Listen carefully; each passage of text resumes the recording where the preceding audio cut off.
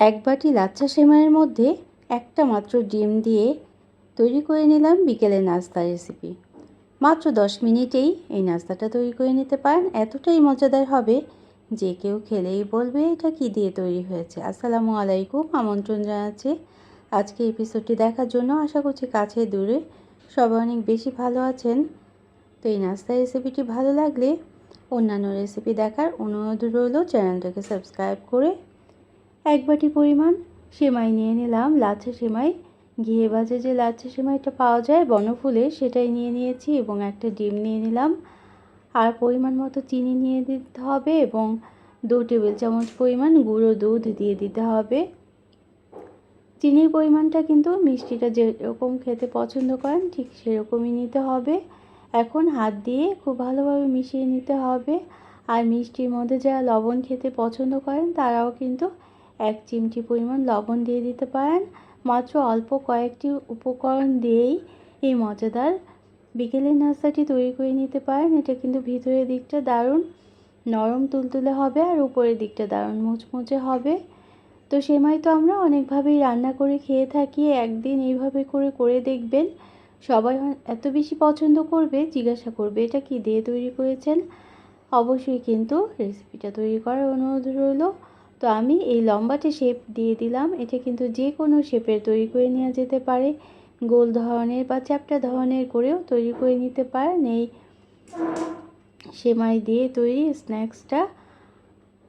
আমি আজকে লাচ্ছা সেমাই দিয়ে তৈরি করেছি। চাইলে কিন্তু লম্বা ধরনের যে জর্দা সেমাইটা আছে সেটা দিয়েও তৈরি করে নিতে পারেন। এখন একটু উপরের দিকটা আর একটু মজাদার করার জন্য তিলের একটা প্রলেপ দিয়ে দেবো। এই জন্য হাতে অল্প পানি দিয়ে দিলাম, বা এই স্ন্যাক্সটাকে প্রথমে পানির মধ্যে একটু মিশিয়ে নিতে হবে এবং তারপর তেলের মধ্যে এভাবে করে মিশিয়ে রেখে দিতে হবে কিছুক্ষণ। তারপর তেলে ভেজে নিতে হবে।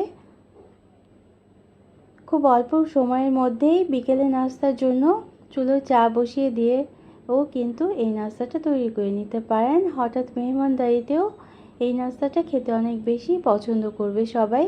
অথবা বিকেলে নাস্তা বা বাচ্চাদের স্কুলের টিফিনেও কিন্তু তৈরি করে দিয়ে দিতে পারবেন। তো এই পর্যন্ত যারা দেখলেন একটা লাইক দিতে ভুলে গিয়েছেন, অবশ্যই একটা লাইক দিয়ে দিতে পারেন। প্রয়োজনে কমেন্ট করতে পারেন আর শেয়ার করতে পারেন ফ্রেন্ডস অ্যান্ড ফ্যামিলির সাথে। আর যারা প্রথম ভিজিট করছেন তারা চাইলে চ্যানেলটিকে সাবস্ক্রাইব করে বেল বাটনটাকে একটা প্রেস করে রাখতে পারেন, তাহলে নোটিফিকেশন পেয়ে পরবর্তী রেসিপিগুলো দেখে নিতে পারবেন। এটা কিন্তু খুব তাড়াতাড়ি কালারটা চলে আসবে উপরের দিকটা, আর খুব তাড়াতাড়ি ভাজা হয়ে যাবে। এজন্য লো মিডিয়াম আঁচে প্রায় 8 থেকে 10 মিনিট সময় নিয়ে চারটা করে আমি সবগুলো স্ন্যাক্স ভেজে নিয়েছি। উপরের দিকটা যখন হালকা লাল রং হয়ে যাবে, অবশ্যই পুড়িয়ে ফেলা যাবে না, তখনই আমি নামিয়ে নিয়েছি। যদিও তেলের মধ্যে তিলগুলো চলে গিয়েছে, তারপরও কিন্তু আমি ছেঁকে তুলে নিয়েছিলাম এই তিলগুলো, সাদা তিলগুলোকে। তারপর আবার স্ন্যাক্সের উপরে দিয়ে দিয়েছিলাম। তো আমার চ্যানেলে আরও অনেক স্ন্যাক্স রেসিপি বা বিকেলের নাস্তার রেসিপি আছে, চাইলে কিন্তু সেগুলো দেখে নিতে পারেন। আর কেমন লাগলো অবশ্যই কিন্তু কমেন্ট করে জানাতে ভুলবেন না। অন্য কোনো দিনে অন্য কোনো রেসিপি নিয়ে আসবো। সেই পর্যন্ত সবাই অনেক বেশি ভালো থাকবেন। আমরা সবাই সবার জন্য দোয়া করব। আর ফেসবুক থেকে দেখলে অবশ্যই কিন্তু পেজটাকে ফলো করে রাখতে পারেন। তো সবার জন্য অনেক অনেক ভালোবাসা রইল, অনেক অনেক শুভকামনা রইল। Thanks for watching. আল্লাহ হাফিজ। আসসালামু আলাইকুম।